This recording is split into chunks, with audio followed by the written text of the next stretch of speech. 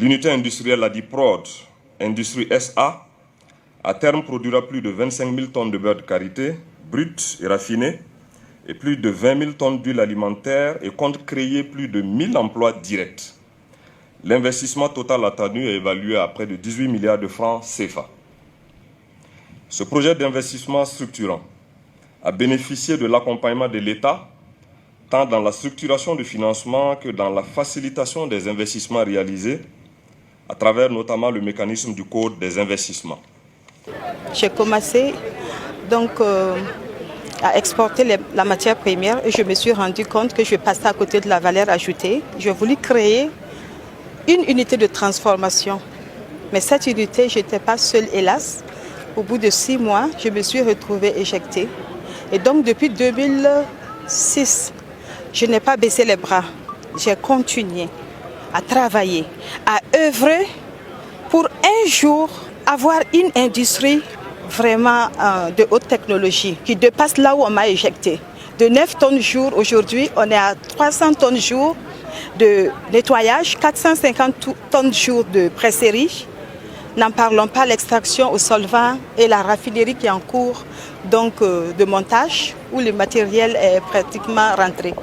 Nous avons donc des clients qui sont européens, qui sont asiatiques, qui sont russes, donc même qui sont africains.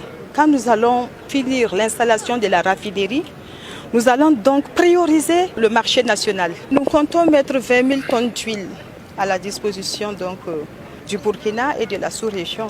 Nous disposons de la matière première, certes, mais elle n'est pas valorisée. Cette matière première est exportée sans valeur ajoutée. Et donc nous importons aussi des huiles souvent qui ne sont pas de bonnes huiles parce que nous ne connaissons même pas l'origine. Si vous avez remarqué ces derniers temps que le taux du cancer est beaucoup élevé, parce que si une huile est mal produite, ça peut avoir des conséquences. Donc c'est pourquoi nous avons voulu mettre en place cette technologie de haut de gamme pour vraiment répondre aux besoins non seulement de la population, mais aussi de nos clients à l'international. Il faut saluer la promotrice qui est un exemple de résilience. Parce qu'il y a plus d'1 an de cela que nous avons appris toute cette difficulté à mettre en place l'unité. Voilà pourquoi le gouvernement s'est engagé à l'accompagner à travers le FBDS. Parce que nous tenons à ce que nos produits qui sont produits ici soient transformés ici pour les Burkinabés. Que nous ne soyons pas des importateurs de produits finis, mais des exportateurs de produits finis. C'est notre vision. Voilà pourquoi nous l'avons accompagné. Et nous souhaitons accompagner donc tous les opérateurs économiques qui vont se lancer dans la transformation de nos produits pour que les Burkinabés puissent avoir l'emploi sur place et consommer ce qui est produit. Donc c'est aussi un appel lancé à ces opérateurs-là de ne pas hésiter à se lancer dans l'industrialisation parce que nous allons les accompagner. Un appel aussi à tous les producteurs, comme vous avez pu constater.